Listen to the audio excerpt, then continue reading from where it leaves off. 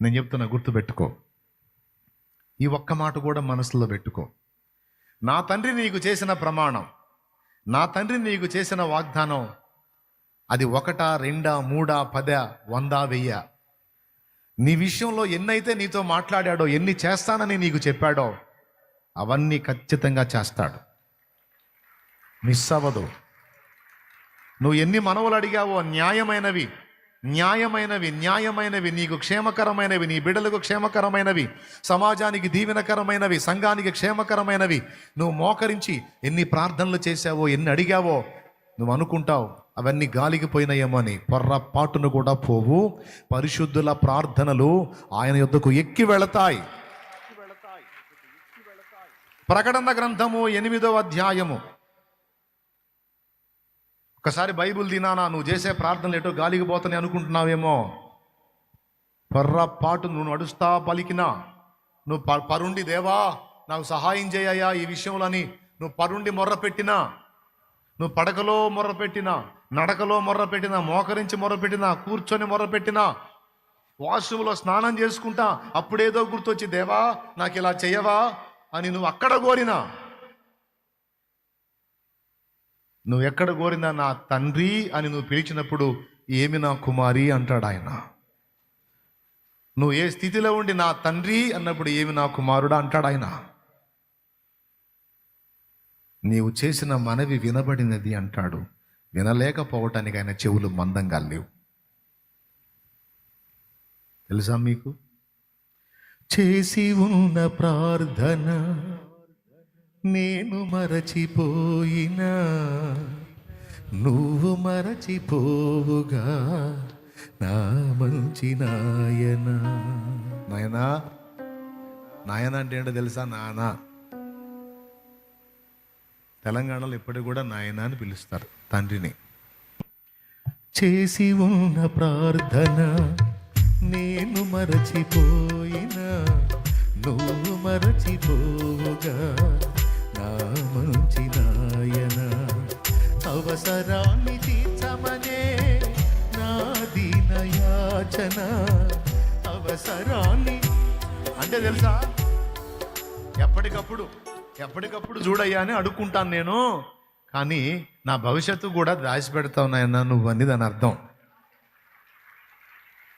ఎప్పటికప్పుడు అవసరాలు తీర్చమని అడుగుతూ ఉంటాను నేను, కానీ నా ఫ్యూచర్ని కూడా డిజైన్ చేసి ఏ సంవత్సరానికి ఏ నెలకి ఏది అందాలో మొత్తం నాకు దాచిపెడతావు నాయన నువ్వు. అవసరాన్ని తీర్చమనే నా దీనయాచన, పట్టజాల పోతినిగా నీవిచ్చిన దీవెన. పట్టజాల పోతినిగా నీవిచ్చిన దీవెన. అధికముగా చేయగలవు యేసయ్యా, నాకు చాలిన దేవుడవు. అధికముగా చేయగలవు యేసయ్యా, నాకు చాలిన దేవుడవు నీవేనయ్యా. అడిగే వాటి కంటే, ఊహించే వాటి కంటే. ప్రకటన గ్రంథం 8వ అధ్యాయము 3వ వచనం చదువు. మరియు సువర్ణ ధూపార్తి చేత పట్టుకుని ఉన్న వేరొక దూత వచ్చి బలిపీఠం ఎదుట నిలువగా, సింహాసనం ఎదుట ఉన్న సువర్ణ బలిపీఠము పైన పరిశుద్ధులందరి ప్రార్థనలతో కలుపుటకై అతనికి బహు ధూపద్రవ్యములు ఇయ్యబడెను.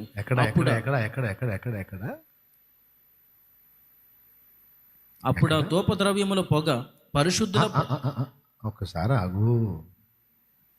సింహాసనం ఎదుట ఉన్న సువర్ణ బలిపీఠము పైన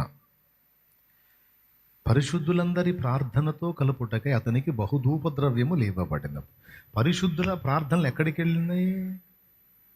సింహాసనము ఎదుటనున్న సువర్ణ బలిపీఠం మీదకి వెళ్ళినాయి. సింహాసనాసీనుడు ఎవరు? ఆయన ఎదుట సువర్ణ బలిపీఠం, దాని మీద అక్కడున్న ఈ ప్రార్థన. బాయ్, నేను చెప్పాను అడుందా?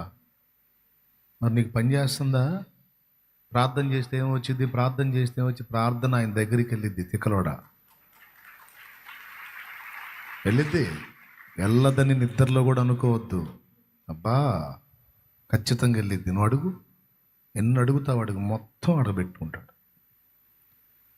సింహాసనం ఎదుటనున్న సువర్ణ బలిపీఠం మీద నుండి మళ్ళీ పైకి వెళ్తుందంట. చదువు, భలే ఉంటుంది ఆ మాట. అక్కడి నుంచి చదువు, 4వ వచనం చదువు నాన్న. అప్పుడు ఆ ధూపద్రవ్యముల పొగ పరిశుద్ధుల ప్రార్థనలతో కలిసి దూత చేతిలో నుండి పైకి లేచి దేవుని సన్నిధిని చేరెను. ఏమండి మళ్ళీ ఒకసారి చదువుతాడు చూడండి. అప్పుడు ఆ ధూపద్రవ్యముల పొగ పరిశుద్ధుల ప్రార్థనలతో కలిసి దూత చేతిలో నుండి పైకి లేచి దేవుని సన్నిధిని చేరెను. ఆ మాట దేవుని సన్నిధి, ఆ ప్రార్థనలు అని రౌండ్ కొట్టి దేవుని సన్నిధి చేరెను. అవి రెండు కలిపి చదవాల. ప్రార్థనలు, దేవుని సన్నిధి చేరెను. చెప్పు, ప్రార్థనలు. ధూపం ఏంటో తెలుసా? స్తుతి. స్తుతి. నైవేద్యములు, దహన బలులు నీవు కోరవుగా. నైవేద్యములు, దహన బలులు నీవు కోరవుగా. నా ప్రాణాత్మ శరీరము బలి అర్పణ కాగా. నా జిహ్వ బలులు స్తోత్ర బలులుగా మారిపోయనే. నా జిహ్వ బలులు స్తోత్ర బలులుగా మారిపోయనే. ఏమండి మీకు వచ్చులే. ఎక్కడికి వెళ్తున్నాయి తమ్ముడు? దేవుని సన్నిధికి. అయితే ఒక్క మాట గుర్తుపెట్టి, అదొక్కటి చెప్దామని. నీ ప్రార్థనలు దేవుని సన్నిధికి వెళ్తున్నాయి. వెళ్ళినప్పుడు దేవుడు వాగ్దానాలు నీ దగ్గరకు వస్తాయి. అర్థమైందా? ప్రార్థన విన్నవాడు ఏం చేస్తాడు? ఇస్తానని ప్రామిస్ చేస్తాడు. ప్రార్థనలు వెళ్ళి ఏం చేస్తే వాగ్దానాలను తీసుకొని వస్తాయి. గుర్తుపెట్టుకో. ఆ వాగ్దానాలు మీ అందరూ పొందుకున్నారు. అయితే అబ్రహాముని ఏమని ఆశీర్వదించాడు నాయన? ఇది టర్నింగ్ పాయింట్. ముందు చెప్పాను, దీవించటమా, దీవెన తెచ్చుకోవటమా, దూషించటమా, శాపం తెచ్చుకోవటం అనేది మీ చేతుల్లో ఉంది. తస్మాత్ జాగ్రత్త అని ఒక హింట్ ఇచ్చా. దానికి ఒక గంట తీసుకుంది. స్తోత్రం. ఆ హింటుకు గంట. అయితే పర్వాలేదు, అది ఎప్పటికీ మైండ్లో ఉంటే మీరు భద్రంగా ఉంటారు. తొందరపడి నోరు జారకుండా దైవజనుల విషయంలో జాగరూకులై ఉంటారు, దేవుడు ఏర్పరచుకున్న వారి విషయంలో. ఎందుకంటే న్యాయాన్యాయ విచక్షణ దేవుడు ఎరుగును గనుక సమస్త కార్యాలు దేవుడే చూస్తాడని దేవునికి అప్పచెప్పి ఏ దైవజనుడి విషయంలోనైనా జాగరూకులై ఉండండి. ఓకేనా? విమర్శలను, నిందలను ఆనందించవద్దు. భయపడి, దేవునికి భయపడి జాగరూకులై ఉండాలి. అది అయిపోయింది, హింట్ అయిపోయింది. ఇప్పుడు అంశంలో నేను ప్రధానంగా ఈవేళ మీకు చెప్పాలనుకున్న విషయం చెప్తున్నాను, వినండి. ఇది ఎక్కువ నిడివి ఉండదు. నాకు తెలిసి అంతా ఒక 10 minutes లెక్కేసుకో. కావాలంటే ఒక 10 నిమిషాల్లో నేను ముగించకపోతే అప్పుడు అడుగు. ఎందుకంటే నేను చెన్నై పోవాలి కాబట్టి. దేవునికి స్తోత్రం కలుగును గాక. హల్లెలూయా. అబ్రహాముకైనా, భక్తులకు, యాకోబుకైనా, ఇస్సాకుకైనా, యోసేపుకైనా దేవుడు చాలా వాగ్దానాలు చేశాడు. కానీ చేసిన వాగ్దానాలు వెంటనే తీరలా, వెంటనే నెరవేరలా. రెండవది, అంత ఈజీగా నెరవేరలా. మళ్ళీ చెప్తున్నా, ఈ ఒక్క మాట మీ హృదయంలో వేసుకొని వెళ్ళిపోండి ఈ పూట సంతోషంగా, అంతే. భక్తులకు దేవుడు చేసినటువంటి ప్రమాణములు, ప్రామిస్లు ఏవైతే ఉన్నాయో అవి అంత తేలికగా నెరవేరలా, వెంటనే నెరవేరలా. కొంత టైం తీసుకుంది. అలాగే కొంత ఎఫెక్ట్ కూడా భక్తులు ఎదుర్కోవాల్సి వచ్చింది. ఆ తర్వాతనే అవి వాళ్ళకి దక్కినాయి. ఈరోజు నీకు దేవుడు చేసిన ప్రామిస్లు ఉన్నాయి, నీకు ఇచ్చిన దర్శనాలు ఉన్నాయి, నీకు ఇచ్చిన ప్రత్యక్షతలు ఉన్నాయి. 3 వాగ్దానాలు, ప్రత్యక్షతలు, దర్శనములు. బైబిల్లో కూడా కొంతమంది వ్యక్తికి ఇచ్చాడు, కొంతమందికి డైరెక్ట్గా ప్రామిస్ చేశాడు, కొంతమందికి దర్శనములో కలలో ప్రామిస్ చేశాడు, కొంతమందికి ప్రత్యక్షతనిచ్చి తన వాగ్దానాన్ని వెల్లడి చేశాడు. అబ్రహామునే తీసుకోండి. నేను నీకు సంతానాన్ని ఇస్తాను, ఆ సంతానాన్ని కూడా ఆశీర్వదిస్తాను. అది ఎంత గొప్ప సంతానం అవుతుందంటే, నీ సంతానము ద్వారా భూలోకములోని సమస్త వంశములు ఆశీర్వదించబడతాయి అన్నాడు. వామ్మో, ఇది అతిపెద్ద వాగ్దానం. ఇది అతిపెద్ద వాగ్దానం. ఎంత ఎంత నిడివి ఉంది ఈ వాగ్దానానికంటే యావత్ ప్రపంచానికి లింక్ ఉంది. గతించిపోయిన వాళ్ళకి, ప్రస్తుతం అప్పట్లో ఉన్న వాళ్ళకి, ఆ తర్వాత రాబోయే వాళ్ళకి త్రికాలములకు చెందిన వాగ్దానం, యావత్ ప్రపంచమునకు చెందిన వాగ్దానం. రాసుకోవచ్చు. అబ్రహాముకి ఇచ్చిన వాగ్దానం ఏదో సింపుల్ కాదు. 3 కాలములకు చెందిన వాగ్దానం మరియు ప్రపంచమునకు చెందిన వాగ్దానం. ఇంతకు సంతానం ఎవరు? ఒక్కసారి చూడండి ఆ వచనం, మళ్ళీ ఒక్కసారి చదవండి. అమూల వాక్యం 12వ అధ్యాయం, ఆదికాండం 12వ అధ్యాయం మొదటి వచనం నుంచి. యెహోవా, నీవు లేచి నీ దేశము నుండి, నీ బంధువుల యొద్ద నుండి, నీ తండ్రి ఇంటి నుండి బయలుదేరి నేను నీకు చూపించు దేశమునకు వెళ్ళుము. నిన్ను గొప్ప జనముగా చేసి నిన్ను ఆశీర్వదించి నీ నామమును గొప్ప చేయుదును. నీవు ఆశీర్వాదముగా నుందువు. నిన్ను ఆశీర్వదించు వారిని ఆశీర్వదించెదను, నిన్ను దూషించు వారిని శపించెదను. భూమి యొక్క సమస్త వంశములు నీ యందు ఆశీర్వదించబడునని అబ్రాహాముతో. నీ యందు నీ ఒక్కడి ద్వారా ఎట్లా సాధ్యం? సమస్త వంశములు అన్నది రౌండ్ కొట్టండి. మరో చోట అంటాడు నీ సంతానము వలన అంటాడు, మరో చోట నీ సంతానము వలన. 22 ఆదికాండం 22 చూడండి ఒక్కసారి. 18వ వచనం నుండి. ఇస్సాకుని బలిగా అర్పించి తీసిన తర్వాత అంటాడు, మరియు నీవు నా మాట వినినందున భూలోకములోని జనములన్నీయు నీ సంతానము వలన ఆశీర్వదించబడును. నా తోడని ప్రమాణం చేసి ఉన్నానని యెహోవా సెలవిచ్చిన నేను. ఒక్కసారి ఆ వచనం మళ్ళీ చూపిస్తాను చూడండి. భూలోకములోని జనములన్నీయు, వంశములు, జనములు అన్ని, భూలోకములోని జనములన్నీ నీ సంతానముల వలన అన్నాడా, సంతానము వలన అన్నాడా? సంతానములు అంటేనేమో బహువచనం. సంతానము అంటే ఎవరి సంతానం? అబ్రహాం సంతానంగా పుట్టిన వారు ఎవరండి? చాలామంది ఉన్నారు. వాళ్ళందరిలోనూ రక్షకుడుగా వచ్చిన వాడు నజరేయుడగు యేసు.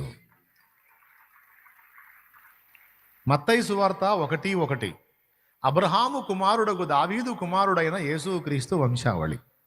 ఇంకా నాకెళ్ళి చూడండి, ఉంటుంది ఆ మాట, అట్టనే ఉంటుంది. ఎవరి కుమారుడగు? అబ్రహాము కుమారుడగు దావీదు కుమారుడైన యేసుక్రీస్తు వంశావళి. అబ్రహాము కుమారుడట, దావీదు కుమారుడట. ఇప్పుడు చూడండి, ఆదాం మొదలుకొని ఇప్పటి వరకు ఉన్నోళ్ళు, ఇక నుంచి భవిష్యత్తులో రాబోయేవాళ్ళు అందరికీ సరిపోయిందిగా యేసు రక్తం. ఏ నరుని రక్త, మరి టైం అవుతుంది అందుకని ఆపుతున్నానులే. మళ్ళీ వెళ్ళొద్దు మీరు. పాడేదా? మరి చేతులు ఎత్తలేదుగా. అట్టయితే ఓకే. ఏ నరుని రక్తమైనా పాపములను కడుగగలదా? ఏ నరుని రక్తమైనా శాపములను బాపగలదా? ఏ నరుని రక్తమైనా పాపములను కడుగగలదా? ఏ నరుని రక్తమైనా శాపములను బాపగలదా? పాపాలనే కడిగి శాపాలనే బాపి, పాపాలనే కడిగి శాపాలనే బాపి పరిశుద్ధ పరచును నా యేసు రక్తము, పరిశుద్ధ పరచును నా యేసు రక్తము. యేసు రక్తము, పరిశుద్ధ రక్తము, యేసు రక్తము, అది దైవ రక్తము. యేసు రక్తము, పరిశుద్ధ రక్తము, యేసు రక్తము, అది దైవ రక్తము. యేసు రక్తము, అది దైవ రక్తము. యేసు రక్తము, అది దైవ రక్తము. నిర్దోషమైనది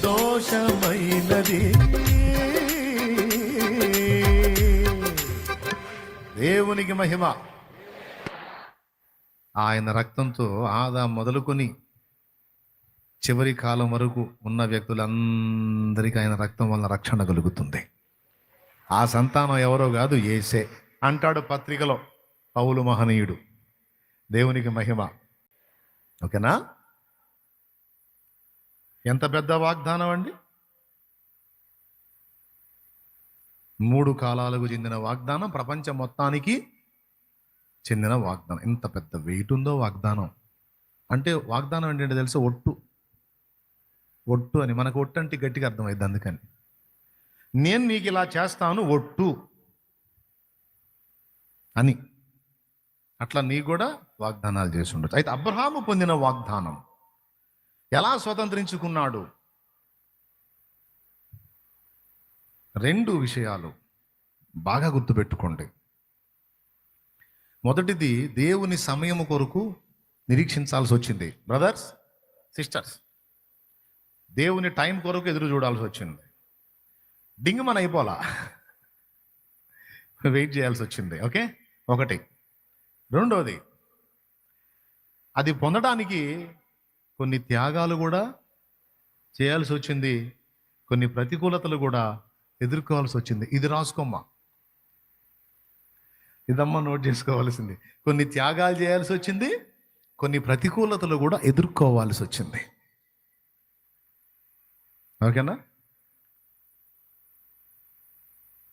ఆ వాగ్దానం నెరవేరడానికి ఇంచుమించు అంత టైం పడితే, 25 ఏళ్ల టైం పడితే, అన్నేళ్ళు ఓపికతో ఎదురు చూశాడు. అంతేకాదు, ఆ వాగ్దానాన్ని స్వతంత్రించుకోవటానికి జర్నీ మొదలుపెట్టి యాత్రలో సాగాడా, ఎన్నో ఎదురైనాయి. కొన్ని త్యాగాలు కూడా చేయాల్సి వచ్చింది. అవునా? కొన్ని ప్రతికూలతలు ఎదుర్కొన్నాడు. ఇందాక చెప్పాక పాపం అవి కూడా. ఇవన్నీ ఎందుకు? వాగ్దానము పొందు నిమిత్తము. కొన్ని త్యాగం చేయాల్సి వచ్చింది, కొన్ని ఓర్చుకోవాల్సి వచ్చింది, కొన్ని ఎదుర్కోవాల్సి వచ్చింది.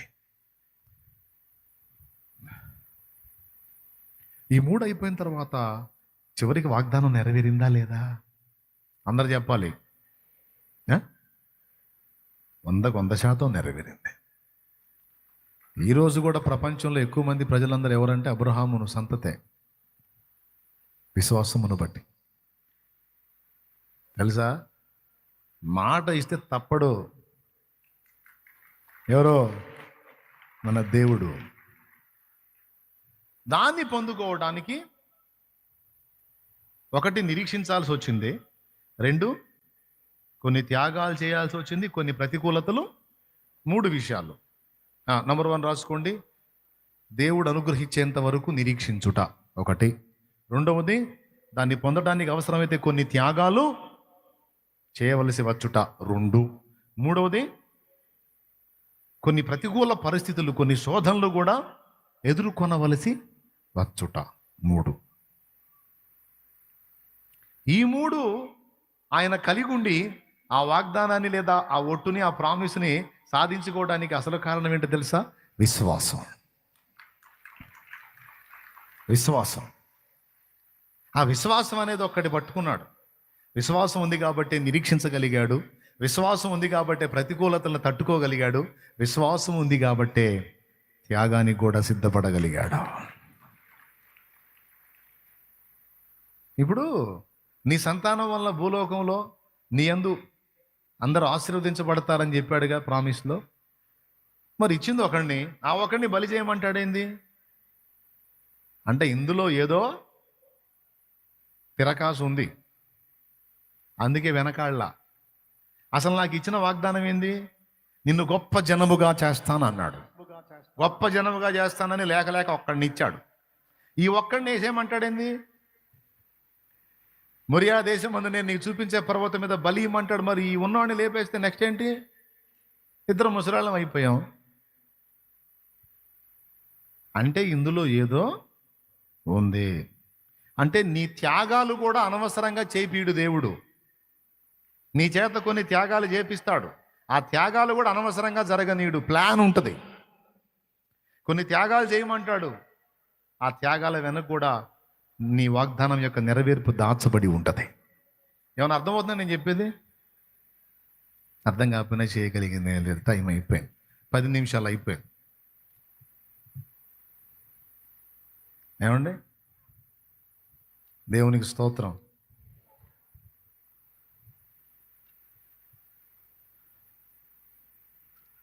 చూస్తారని ఏమండి? ప్రార్థన చేసుకుందాం. ఇంకా టైం అయిపోయిందా? మధ్యప్రదేశ్ ఖాళీ అయిపోయి ఉంటుంది. పోండి, తినిపోండి ఇక. త్యాగాన్ని చేయగలిగాడు, పరిస్థితులను ఎదుర్కోగలిగాడు, దేవుడు అనుగ్రహించేంత వరకు సుదీర్ఘకాలం నిరీక్షించగలిగాడు. దేన్ని బట్టి తెలుసా? కేవలం విశ్వాసం. యోసేపు కూడా. యోసేపు అయితే ఏకంగా దర్శనాలు చూశాడు 2 సార్లు కలలో. నీకు కూడా దేవుడు కొన్ని చూపించి ఉండొచ్చు. నెరవేరుతాయి ఖచ్చితంగా. నీ ప్రార్థనలకు జవాబులు వస్తాయి ఖచ్చితంగా. అయితే వాటిని స్వతంత్రించుకోవడానికి నేను చెప్పిన 3 యోసేపు కూడా ఎదుర్కొన్నాడు. అన్నలందరూ కాలు మొక్కినట్టు చూశాడు దర్శనం. పాపం చెప్పాడు వాళ్ళకి. చెప్పి శత్రువు అయ్యాడు. అన్నయ్య కళ్ళు వచ్చింది. అన్నయ్య ఏమొచ్చిందిరా? మీరందరూ నా కాలు మొక్కుతున్నట్టు వచ్చింది అన్నయ్య. నాకు తెలిసి తల తన్నుదని ఉంటారు. నా కళ చూపించావు, దర్శనం చూపించావు, మరి అది ఎప్పుడు నెరవేరింది? ఎప్పుడు నెరవేరింది? 17 ఏళ్ల ప్రాయంలో కనబడితే దాని నెరవేర్పుకు కనీసం 30 ఏళ్ళు దాటాల్సి వచ్చింది. 17, 30 మధ్యలో ఎన్ని ఉన్నాయా? 13 ఏళ్ళు ఉండలా? అదయా, అంతేనా? లెక్కలు రావులే, చెప్పండి. అంతేనా? 13 ఏళ్ల సుదీర్ఘ నిరీక్షణ తర్వాత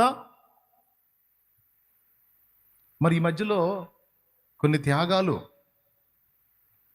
కొన్ని ప్రతికూలతలు. యజమానురాలి భార్య పట్టుకుంది యోసేపుని.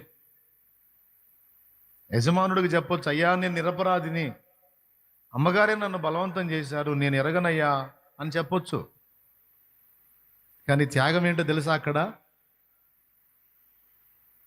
ఆమె నీతిమంతురాలని నమ్ముతున్నాడు నా యజమానుడు. ఆయన భార్య తేడా అని నేను చెబితే ఆయన తట్టుకోలేడు. బానిసగా నన్ను కొనుక్కొచ్చి యజమానిలాగా నన్ను ఇల్లంతా అప్పచెప్పాడు పిచ్చి మహారాజు. నీ భార్య తేడారా అయ్యా అని చెప్పి నేను చెబితే చచ్చిపోతాడు అన్యాయంగా. అనుకుంటే అనుకోనిలే నన్నే తేడా అని. ఆ మచ్చేదో నాకే రాని, నా యజమానుడు బాగుండని. పోనీలేబ్బా. లేకపోతే నోరు తెరిచి చెప్పొచ్చు, అయ్యా కావాలంటే ఆధారం చూడండి, నేను ఆమెను బలాత్కారం చేస్తే ఆమె పారిపోవాలి, ఆమె వస్త్రం నా చేతుల్లో ఉండాలి. కానీ ఇక్కడ పారిపోయింది నేను, నా వస్త్రాన్ని బలాత్కారంగా పట్టుకుంది ఆమె. ఈ చిన్న లాజిక్ ఒక్కసారి చూడండి. నన్ను బలాత్కారం చేయబోయింది ఆమె, నా మీదకి వచ్చింది ఆమె అని చెప్పి చెప్పొచ్చు. కానీ చెప్పినట్టుందా? మౌనం. అరే, అన్నం పెట్టిన చేతిని పట్టుకున్నవారు దుర్మార్గుడా, కన్న బిడ్డలాగా ప్రేమించాను కదరా నిన్ను అంటే మౌనం. త్యాగం. చివరికి అన్నలు తండ్రి అందరూ కలిసి వచ్చారు. వచ్చినప్పుడు కూడా నోరు తెరవలా. ఈ దుర్మార్గులే నన్ను అమ్మింది, ఈ దుర్మార్గులే నన్ను 20 తులాల వెండికి అమ్మారు. ఇష్మాయేలీయులకి వాళ్ళు తెచ్చి నన్ను ఇక్కడ బానిసగా అమ్మారు. ఏం చెప్పాడా? బహుశా యాకోబు అడిగితే ఏమని ఉంటాడు? అంతా అయిపోయింది నాన్న, అది ఎందుకులే, నీ దేవుడు నాకు తోడై ఉండి నన్ను ఇక్కడికి నడిపించాడు, మన దేవుడే మనల్ని ఆశీర్వదించడానికి ఇక్కడ తెచ్చాడు నాన్న. అదంతా అదొక రకంగా జరిగిందిలే, విచిత్రమైన రీతిలో అయిపోయిందిలే నాన్న.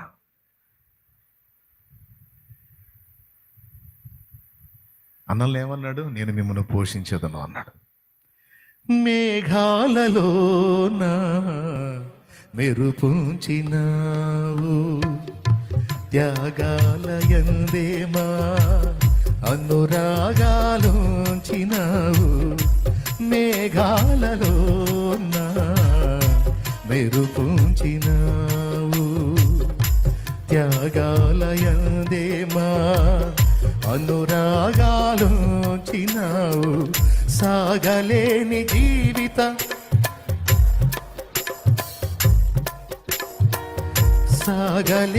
జీవిత సమరములో వేగమే దూతనంది తావుగా నిలితావు. చాలునయ్య నీ కృప నా జీవితానికి, సాగిపోదు యేసయ్యా సాగరాలే ఎదురైనా, సాగిపోదు సాగరాల ఎదురైనా. చాలునయ్య నీ కృప నా జీవితానికి. Praise the Lord. త్యాగం. తన తర్వాత ఐగుప్తుని ఏలేటువంటి గొప్పవాడైన తర్వాత కూడా పగ తీర్చుకోలా. పోనీ ఆమె అలా చేయకపోతే నేను ఎలా వచ్చేవాడిని కాదు, అంత నా మంచికెళ్ళే. అంత ఈజీగా దొరికిందా వాగ్దానం యొక్క నెరవేర్పుమా? అందరు చెప్పండి నాన్న. ఆకలిన వాళ్ళు వెళ్ళిపోండి నాన్న, తినిపోండి. ఆకలిన వాళ్ళు వెళ్ళి తినిపోండి నాన్న, కూర్చోండి. ఆత్మీయ ఆకలి కలిగిన వాళ్ళు వినండి నాన్న. పాప ఆకలి ఉన్న వాళ్ళు వెళ్తారులే, ఆత్మీయ ఆకలి కలిగిన వాళ్ళు వినండి. ఆ వాగ్దానం యొక్క నెరవేర్పు అంత తేలిగ్గా జరిగిందా? టైం, త్యాగం, ప్రతికూలతలను ఎదుర్కొనుట. నీకు దేవుడిచ్చినవి కూడా జరుగుతాయి, ఒక్కటి కూడా మిస్ అవ్వదు. ఎందుకంటే ఆ దమ్ము ఉంటేనే నీకు ప్రమాణం చేస్తాడు ఆయన. అర్థమైందా? నిన్ను ఆ విధంగా నడిపించే దమ్ము ఉంటేనే ప్రమాణం చేస్తాడు ఆయన. ప్రమాణం చేసింది ఖచ్చితంగా నెరవేర్చి చూపిస్తాడు. ఆ సత్తా లేకపోతే నీకు మాట ఇవ్వడం. మాట ఇచ్చాడు కనుక నువ్వు రాకపోయినా ఈడ్చుకుపోతాడు అవసరమైతే. ఇది ఫినిషింగ్ టచ్. నువ్వు మామూలుగా మాటలు లేదనుకో, నీకు సిగ్గు లేకపోతే నాకు సిగ్గుంది, నేను మాట ఇచ్చా, నీకు ప్రమాణం చేశా, నాకు ఆ ప్రమాణం వద్దు, ఏమొద్దు, నాకొద్దు, అంతదా, నాకొద్దండి, నాకొద్దు, ప్రమాణం వద్దు, నాకు వాగ్దానాలు నెరవేరిపోద్దు, ఏమొద్దు, నేను పడలే నీ బాధ, నాకొద్దంటే తాడు కట్టి ఏడ్చుకుపోతారా? మాట తప్పను. నిన్ను ఏ స్థితిలో ఉంచాలనుకున్నానో అక్కడే ఉంచాల నిన్ను. నాడో, నిన్ను తలగా నియమించాలనుకున్నాను, అనేకులకు ఆశీర్వాదంగా నిన్ను ఉంచాలనుకున్నాను, అనేకులకు దీవెనకరంగా నిన్ను చేయాలనుకున్నాను, అనేకులకు మేలుకరమైన పాత్రగా నిన్ను చేయాలనుకున్నాను నడు అని నడిపిస్తాడు ఆయన. ఏమంటే చేతులెత్తి, దైవజనుడా, దైవజనురాలా, నా తండ్రి నిన్ను ఆశీర్వదించుగాక, నా తండ్రి మిమ్మల్ని దీవించుగాక, నా తండ్రి మిమ్మల్ని వర్ధిల్ల చేయుగాక, నా తండ్రి మిమ్మల్ని వాడుకొనుగాక, నా తండ్రి ఆయన కృపతో మిమ్మల్ని ఆశీర్వదించునుగాక. దైవజనుడా, దైవజనురాలా, నా దేవుని కృపలో మీరు వేవేలకు ఆత్మీయ తల్లిదండ్రుల గుదురుగాక. నా తండ్రి మీకు సమృద్ధిని ధారాళంగా దయచేయునుగాక. మీ చేతులు చాచి అనేకులకు ఇచ్చున్నట్లు నా తండ్రి మీ పిడికిళ్ళు నింపునుగాక. నేను మిమ్మల్ని ఏ విధంగా ఆయన నామాన్ని బట్టి ఆశీర్వదిస్తానో, నేను ఏ విధంగా మిమ్మల్ని కోరుకుంటానో, మీరు కూడా దైవజనుల విషయంలో అదే కోరిక కలిగి ఉండాలి బిడ్డలారా. అలా మీరు ఆశీర్వదించినప్పుడు ఏ స్థానంలోకి వెళ్తున్నారు? మీరు యేసు శరీరంలోనికి వెళ్తున్నారు.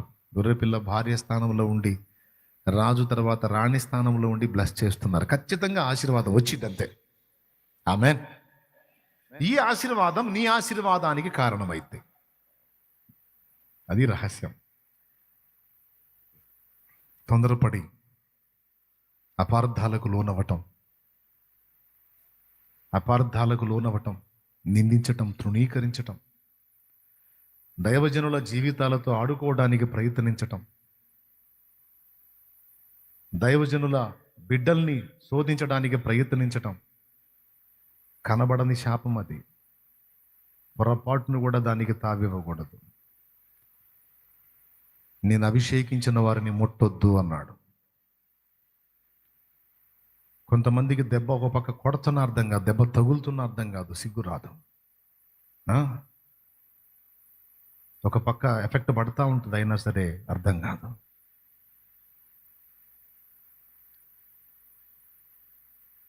నేను చెప్తున్నా, ఎవరి విషయంలోనైనా సరే ఒక దేవుని సంబంధంగా రోషం కలిగి జాగ్రత్తగా ఉండాలి బిడ్డలారా. నన్ను వెంబడిస్తున్న మీ అందరికీ అన్ని సంగతులు నేర్పాలనే తపిస్తూ ఉంటాను నేను. మీరు ఎక్కడున్నా, ఏ ఊర్లో ఉన్నా, ఏ ప్రాంతంలో ఉన్నా, భక్తి సాధన అంటే సరైన విధంగానే ఉండేటట్టు మిమ్మల్ని ఆ విధంగా దేవునికి కనెక్ట్ చేయాలని నా ఆశ. దేవునికి స్తోత్రం కలుగును గాక. అమ్మా, మనుషుల్లో ఎంత కుట్రదారులు ఉన్నారండి, ఎంత దుర్మార్గపు ఆలోచన పరులు ఉన్నారో. కొంతమంది ప్రవర్తనను చూస్తే మతిపోతుంది. ఒక వ్యూహం ప్రకారం, ఒక పథకం ప్రకారం టార్గెట్ చేసి ముందుగానే. కానీ దేవుడు నమ్మదగిన వాడు. ఉచ్చు తగిలించాలని కుట్ర పనితే దైవజనుల పిల్లలకి ఉచ్చు తగిలించాలని ట్రై చేస్తే ఆ ఉచ్చు వాళ్ళకే తగులుకుంటుంది మరో రూపంగా. తగిలిస్తాడు దేవుడు. అందుకే చెబుతున్నాను, తెలిసి కోరి నాశనం తెచ్చుకోవద్దు అని చెప్తున్నాను. దానోళ్ళు దానికి నియమించబడ్డారు. దేవుని కృపను కామాతురత్వమునకు దుర్వినియోగపరచుచు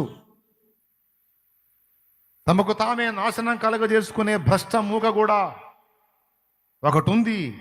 ఆ మూక కూడా నేను క్రైస్తవుణ్ణే అని చెప్పుకుంటుంది.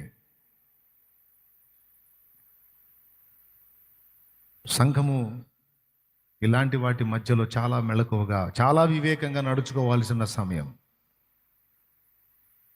అందరికీ ప్రేమతో చెప్తున్నాను, జాగ్రత్త బిడ్డలారా.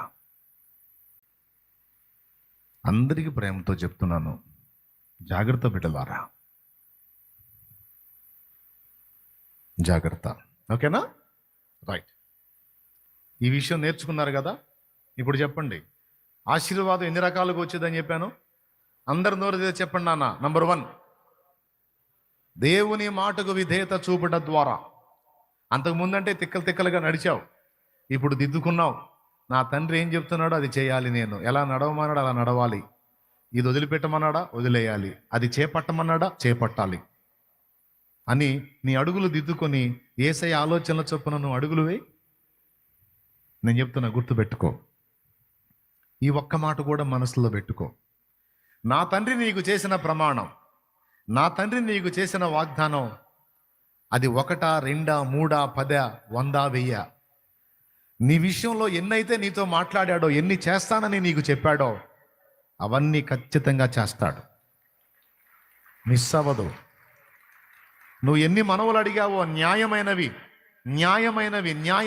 నీకు క్షేమకరమైనవి, నీ బిడ్డలకు క్షేమకరమైనవి, సమాజానికి దీవెనకరమైనవి, సంఘానికి క్షేమకరమైనవి నువ్వు మోకరించి ఎన్ని ప్రార్థనలు చేశావో, ఎన్ని అడిగావో నువ్వు అనుకుంటావు అవన్నీ గాలికి పోయినాయేమో అని. పొర్రపాటును కూడా పోవు. పరిశుద్ధుల ప్రార్థనలు ఆయన యొద్దకు ఎక్కి వెళతాయి. ప్రకటన గ్రంథము 8వ అధ్యాయము. ఒకసారి బైబుల్ తినానా, నువ్వు చేసే ప్రార్థనలు ఎటో గాలికి పోతానే అనుకుంటున్నావేమో. పొర్రపాటు నువ్వు నడుస్తా పలికినా, నువ్వు పరుండి దేవా నాకు సహాయం చేయయ్యా ఈ విషయంలో అని నువ్వు పరుండి మొర్ర పెట్టినా, నువ్వు పడకలో మొర్ర పెట్టినా, నడకలో మొర్ర పెట్టినా, మోకరించి మొర్ర పెట్టినా, కూర్చొని మొర్ర పెట్టినా, వాష్రూమ్లో స్నానం చేసుకుంటా అప్పుడేదో గుర్తొచ్చి దేవా నాకు ఇలా చెయ్యవా అని నువ్వు అక్కడ కోరినా, నువ్వు ఎక్కడ కోరినా నా తండ్రి అని నువ్వు పిలిచినప్పుడు ఏమి నా కుమారి అంటాడు ఆయన.